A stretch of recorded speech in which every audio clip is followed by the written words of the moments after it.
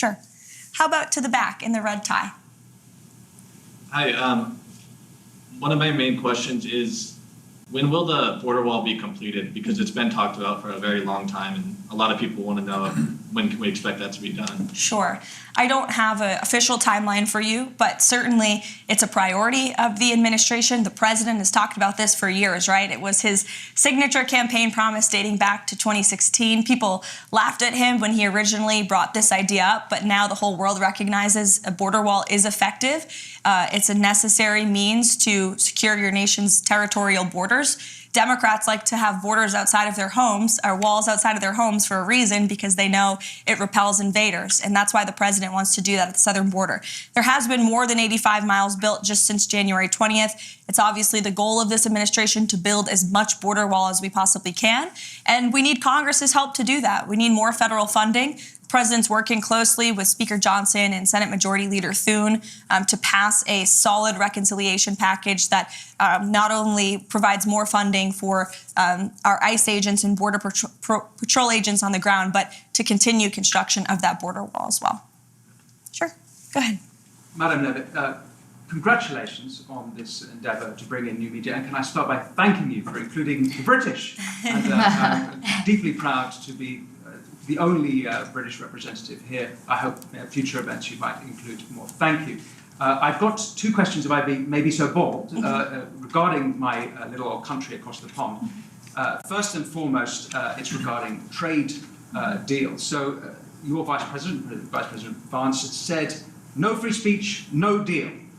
The British Business Secretary, whose name is Jonathan Reynolds, has said that in the trade talks with the Commerce Department, the US Commerce Department, there has been no material, that free speech has been not a material factor in negotiations. So my first question is it the case that free speech is no longer part of negotiations? And my second question, if I may, is in Britain, we have had over a quarter of a million people issued non-crime hate incidents. As we speak, there are people in prison for quite literally reposting memes.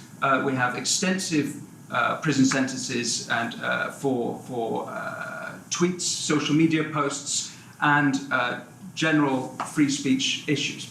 Would the Trump administration consider political asylum for British citizens in such a situation? Well, to your latter question, it's a very good one. I have not heard that proposed to the president, nor have I spoken to him about that idea, but I certainly can and talk to our national security team and see if it's something the administration would entertain. Yes, please. To your first question about free speech in the United Kingdom, the vice president has been incredibly outspoken about this for good reason. And the president has spoken about this as well directly with your prime minister when he was here for a visit to the White House. So it remains a critical endeavor of ours to show the Brits and your country, which we love and admire, about the First Amendment and the importance of free speech in a sovereign nation. As for the trade talks, I understand they are moving in a very positive way with the United Kingdom. I don't want to get ahead of the president or our trade team and how those negotiations are going, but I have heard they've been very positive and productive with the United Kingdom. And I will say the president always, both publicly and privately, speaks incredibly highly of your country. He has a good relationship with your prime minister, though they disagree on domestic policy issues. I've witnessed the camaraderie between them firsthand in the Oval Office, and there is a deep mutual respect between our two countries that certainly the president upholds. Thank you. You're welcome. Mr. Spicer, it's good to see you here. My predecessor. Yeah, well, just had to swing by. Thank you for doing this. I think it's marvelous what you guys have done to bring in new voices, and it shows, it reflects the president's commitment to transparency and to bring this in. So I've got two quick ones for you. The first is, you mentioned reconciliation. Beyond that and what he hopes to get out of that, considering how slim the House majority is, what other legislative priorities does he want to see codified in law before this Congress adjourns? It's a really good question, Sean. I think reconciliation is the first and foremost question on the president's mind right now. It's a huge deal. We have to get it done. He's working closely with Congress. In fact, he's meeting with Speaker Johnson, I think, in a few minutes today in the Oval Office to discuss this very bill and measure. Aside from reconciliation, which we hope and are very confident will include more funding for border wall construction and mass deportations, as I mentioned earlier, but it's also very important that we get tax cuts passed. That is the second step in the Trump economic agenda. The president has used every executive lever he can to slash burdensome regulation, and we continue to do that every day across every agency. Administrator Zeldin is doing a fantastic job at the EPA, I may add, but every cabinet secretary is getting rid of regulation very seriously. The president is certainly working on unleashing American energy to drive down costs, but tax cuts are a critical component of really seeing the Trump economic formula be put together. So he wants to see tax cuts passed in this reconciliation package. That includes no tax on tips, no tax on Social Security, no tax on overtime, no tax on Social Security for our seniors, of course, too.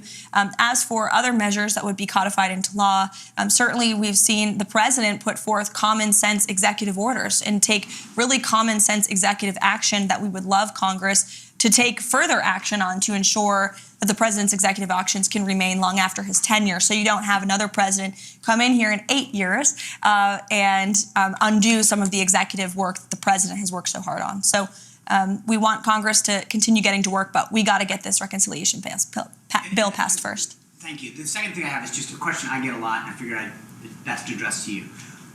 You've done a phenomenal job opening up the briefing room, bringing in new voices. The president's commitment during the campaign to do long-form podcasts was, I think, extremely helpful to this new media environment that we live in. But a lot of conservatives will ask me, why does he sit down with people like Terry Moran of ABC or Jeffrey Goldberg of The Atlantic? What is the rationale behind that, rewarding people who have very vehemently expressed disdain for him personally? Because the president is unafraid, and he is inspired by competition, and he likes to talk to people face to face. And I think that's one of his best attributes and qualities. We live in an incredibly divisive country, unfortunately, that has been really the result and consequence, frankly, of the fake news and the hoaxes and lies they have driven at this president for the better part of the last decade now. But the fact that we still have a president who has been a victim of these hoaxes, these lies, these smears by so many legacy media outlets and reporters, yet he's still willing to sit down with them, look them in the eye, look them face to face, and take them to task and share the truth with them and his perspective, I think is what the American people deserve in a president. And it's certainly a stark contrast to what we had in the previous administration, a president who was hiding, who actually used this beautiful South Court auditorium, which we're happy to be in today, but he used this like it was a fake Oval Office, weirdly, oddly. He was missing in action. He called lids at 2 o'clock in the afternoon. For those who don't know, a lid is when we tell the press to go home for the night. And he was doing that midday. That is not acceptable around here. I will tell you, we're working very early through the very late hours of the night. And the president's willing to talk to anyone, not just journalists who have really been posing as journalists but are actually left-wing activists, but also if you look at our adversaries and our competition abroad on a foreign policy scale, you know well in the first term, he went to North Korea. He talked to Putin directly. He talked to President Xi directly. The president believes in direct diplomacy, whether it is our adversaries and competitors around the world or left-wing activists like Jeffrey Goldberg. Sure, Emily. First of all, thank you for having us today. It's a pleasure to be here. You mentioned, obviously it's no secret, America has been Israel's strongest friend, greatest ally. Unfortunately, as you know, Idan Alexander is still being held in Gaza. He's both an American and an Israeli citizen.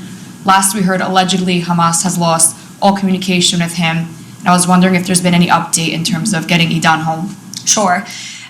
First of all, the reports last week were from Hamas media, and so we always take that, of course, with a grain of salt. We do our own verification on those reports. I talked to the National Security Council about Idan Alexander last week, as this is obviously a priority for the administration, and all I can tell you is that I can assure you that the Special Envoy Witkoff, Adam Bowler, who's been leading some of our hostage negotiations, Mike Waltz, the entire national security team, finding him and bringing him home is a priority for this administration, and they continue to work very hard on that every day. Thank you. You're welcome.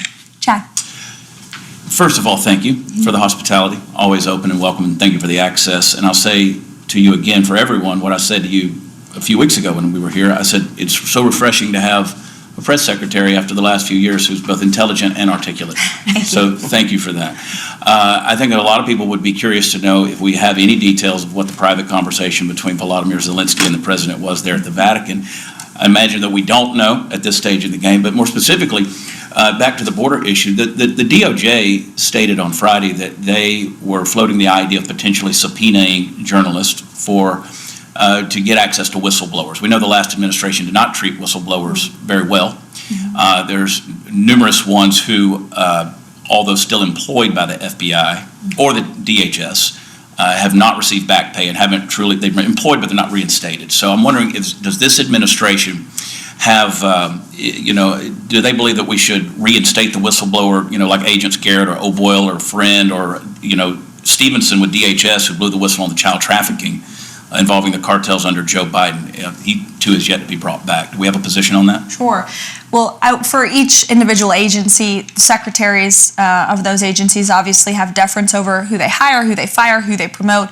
I can tell you certainly the president commends anyone who steps out and speaks the truth, especially against the malpractice that we saw over the last 4 years under the previous administration. I could speak to the two cases at the Treasury Department. The two whistleblowers there who blew the whistle on the Hunter Biden tax fraud case have been promoted by Secretary Bessent. So certainly we commend anyone who has the courage to step up and speak the truth. And as for those who unfortunately try to leak, especially classified information to the legacy media to put our troops in harm's way, our law enforcement officials at harm's way, leaks like that will not be tolerated. But those who are seeking to protect the truth will certainly be commended and applauded for that. Sure. Rogan, go ahead. Hi, Karoline. Good to see you again. Great to see you as well. Great job this morning, and as always, you're really crushing it. My question is about the Epstein files. And a couple months ago, the DOJ released what they called phase 1 of the Epstein files, and they announced that a lot of those files, the remaining files, probably the bulk of the files, are actually in the New York field office. They requested that they be returned the day after, and some legacy media reports show that not only were those files returned to the DOJ, but that hundreds of FBI agents are going through them day after day and getting them ready for public release. Do you have any updates from the DOJ or the FBI on when those files are expected to be released, and also when we might start seeing some arrests of the client list? Sure. I can assure you that the Attorney General and her team at the Department of Justice are working on this diligently. For a specific timeline, I'd have to check in with them, and we can certainly do that for you, Rogan, in the effort of transparency. But I will tell you, the Attorney General is a bulldog. She is someone you want on your team, and when she wants to get something done, she gets it done. I've seen her do it in various instances already in her time as Attorney General, and when she makes a promise, she keeps it. So I think I don't have a specific timeline on you for that, but I do know that they're working on it over there. Thank you. Sure. Go ahead. Thank you for having us here. I've noticed, this is kind of like a repeat of 2016, the legacy media has gone back to not reporting anything on President Trump. In the beginning, we had them reporting everything that he was doing. Now they're kind of going back again to not reporting everything that he is actually doing. I'm kind of the nerd when it comes to reporting. I'm not the headline news girl. I'm the nuts and bolts. I'm the policy type nerd. So what direction do you advise kind of me to go into, like the White House files that y'all send out every single day? Yeah. Because that's what people are used to when they want to ask me questions. They want to know kind of like the nuts and bolts of everything. Secondly, I know going into the first 100 days, Johnson's meeting with President Trump today. President Trump has issued a lot of executive orders. What about codifying? Is that going to be a conversation President Trump is going to have with him about possibly a timeline of just taking them from EOs into codifying them, into making them permanent, so we don't have another president that comes in, possibly a Democrat, that completely overturns everything that President Trump has done? Yes, as I spoke to Sean's question earlier, absolutely, we want Congress to get to work. First thing is the reconciliation package, like I said, border and tax cuts. That's on the president's mind, but of course he wants to see Congress move to codify all of the incredible things and work that he's done via executive order. To your first question about the nuts and bolts, I wish more people in the legacy media were like you and didn't focus on the sensationalist headlines, but actually cared about the facts. The president is doing so many phenomenal things every day that will never be mentioned on cable news at night. Signing executive orders. We do our absolute best to message that, which is, again, why we're welcoming independent voices like yours with following on social media, because that's the best way to get those truths and those facts out there. We put out fact sheets on the daily about what the president is signing, and they do get into the nuts and bolts of each and every policy and each and every executive action that he's taking.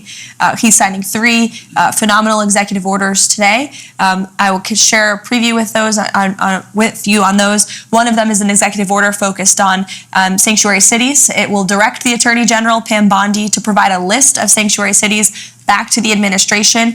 We will review those. If those sanctuary cities are breaking federal law, well, then the Office of Management and Budget is going to look at their federal spending. Again, if you're defying federal law, you are threatening your own federal spending by doing that. There is another executive order the president will sign tonight. We can provide the fact sheet for you on ensuring law and order and ensuring that federal law enforcement and local law enforcement can work together and communicate more easily. And then the third executive order, which actually speaks to the heart of your question earlier about the Uber drivers, will be a order directing the Department of Transportation to include English literacy tests for our truckers. This is a big problem in the trucking community that, unless you're in that community, you might not know. But there's a lot of communication problems between truckers on the road with federal officials and local officials as well, which obviously is a public safety risk. So we're going to ensure that our truckers, who are the backbone of our economy, are all able to speak English. That's a very common sense policy in the United States of America. So the president will be signing that later this afternoon. Yeah, you're welcome. To the back in the yellow tie. Thank you, Caroline. President Trump has recently made statements about eliminating the federal income tax and creating the External Revenue Service. When could we see that start to play out? Well, I will tell you, this is something the Secretary of Commerce and the Secretary of Treasury are both equally as excited about, as is the president. And, you know, there's many reasons for the tariffs the president has implemented and the trade deals that he is currently negotiating. Number one, we need to shore up our critical supply chains here at home. Number two, we need to increase our revenue here in the United States. We are running trillions of dollars of deficits. Our country will cripple if we continue down this path. And so how great it would be for the external revenue to completely replace the Internal Revenue Service. So I know the administration is focused on the External Revenue Service, getting that up and running. And as you know, Customs and Border Protection is charged with bringing in the money from tariffs every day. And they are bringing in billions and billions of dollars per day with the current tariff rates and where they are at. So we will continue with that effort. I think I went around the room. Oh, no, one more in the back. All good. So we know President Trump has been a champion for the 2A ever since he got into office, both times. My question is, do we see anything, is there any ongoing efforts for national reciprocity so we can carry in all 50 beautiful states? This is something the president talked about on the campaign trail for sure. We need Congress to do it. But the president will always support our law-abiding gun owners, and as you mentioned, is a ardent supporter of the Second Amendment. It's more important now than ever as we see violent crime rates in our inner cities. I've said this repeatedly over the past 4 years. The Second Amendment was never more important than when we had an illegal immigrant crime epidemic spiking in this country. Law-abiding Americans have a constitutional right to defend themselves, and the president absolutely supports that. But to national reciprocity, we do need Congress's help on that one. So thank you, guys. It's so good to see you. I could go around the room all day, but unfortunately, there's work to be done. Thank you for coming to our very first influencer briefing to kick off the first 100 days of the Trump White House. It's great to see you all here, and thanks for what you do. Thank you. Thank you. I'm going to walk off now.